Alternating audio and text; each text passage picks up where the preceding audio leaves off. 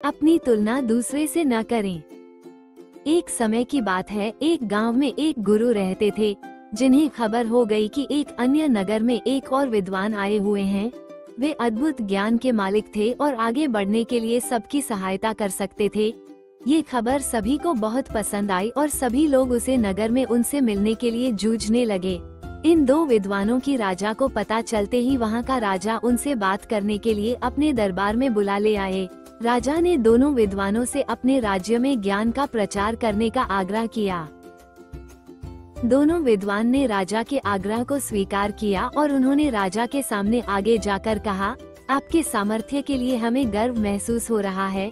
महाराज, हम आपकी सेवा में हमारा सर्वोच्च कर्तव्य मानने के लिए तत्पर है। राजा ने खुशी से भरे होठों से कहा, तुम्हारे सामान्य भाषा में जनता को समझाओ। पहले विद्वान मुस्कुराते हुए बोले, अच्छा महाराज, हम आपके राज्य के राजा और प्रजा के बीच बातचीत को सुगम बना सकते हैं। राजा ने आश्चर्यचकित होते हुए कहा, मुझे बिल्कुल आश्चर्य हो रहा है कि तुम कैसे कर सकते हो, ये तो मेरे लिए।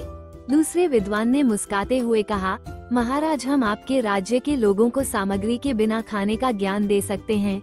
राजा ने बहुत ही आश्चर्यचकित से कहा, मैं ये सचमुच मानने में सक्षम नहीं हूँ। कृपया मुझे बताओ, तुम इस बात को कैसे संभव कर सकते हो?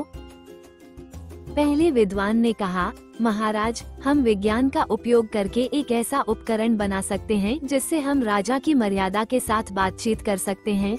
यह उपकरण हमारे बहुत सारे प्रयोगों को सुलभ बन सकता है और आपके ग्रामीणों के बीच सामर्थ्य का निर्माण कर सकता है।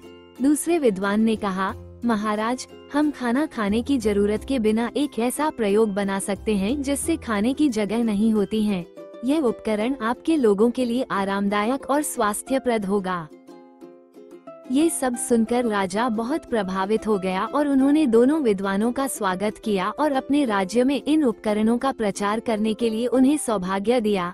दोनों विद्वान ने राजा की प्रशंसा करते हुए उनकी सेवा में खुशीपूर्वक काम किया और सभी लोग उन्हें प्रमाणित करते थे। ये कहानी से हमें ये सिखाया जाता है कि समय के साथ ज्ञान विकसित हो रहा है और बहुत से अद्भुत आविष्कार हमारी मदद कर सकते हैं। दो विद्वानों के उदारता, समर्पण और सेवाभाव की मिसाल हमें ये बात बताती है कि हमें हमारे ज्ञान और कौशल को समाज की सेवा में लगाना चाहिए।